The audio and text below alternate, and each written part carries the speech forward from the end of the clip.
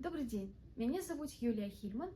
Я супрацоўнік цэнтралізаванай бібліятэчнай сістэмы горада Гродна. Я прачытаю паэму Максіма Танка «Ля вогніш начлежных». Ля вогніш начлежных і ля невадаў чуў гэту легенду я часта ад гатаўскіх сосен і ад рыбакоў пра нарач Баторына Мястра.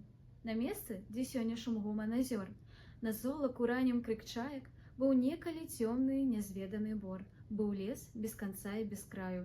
У нетрах, у самай глушы сасняка, стаяла малая хаціна. Жыла ў той хаціне дачка лесніка. Жыла прыгажуня Галіна. Хто бачыў яе, той забыць век не мог красы яе светлай дзявочай. І водсвет зары, што на твар яе лёг, і косы, і сінія вочы. Нямала сватоў прыязджала здалёк, але іх адмова чакала, бо ў сэрцы яе быў адзін Васілёк, якога дзяўчына кахала. Адзін Васілёк, што ў майстэрстве ўсё знаў, адважны і дужны хлапчына, які шчырым сэрцам таксама кахаў сяброўку юнацтва Галіну.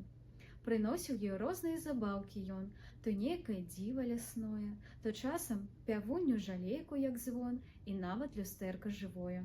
Гаворыць: «Пільнуй падарунку майго, хай ён прынясе цябе ўдачу. У тоне глыбокай, празрыстай яго свой лёс ты заўсёды пабачыш.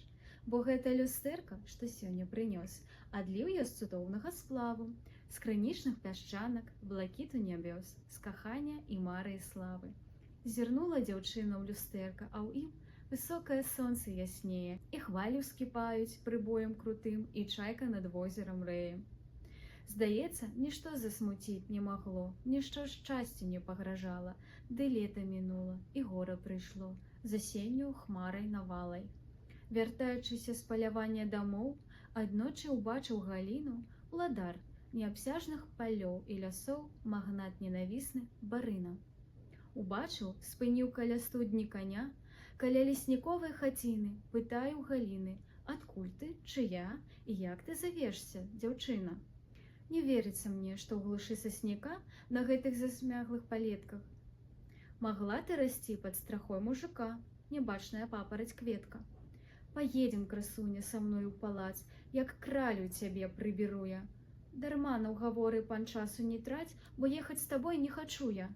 Я вольнаю птушкаю вырасла тут, жыве тут мой суджаны мілы, і нас не разлучыць ні год і пакут, ні гнеў твой, ні грозная сіла.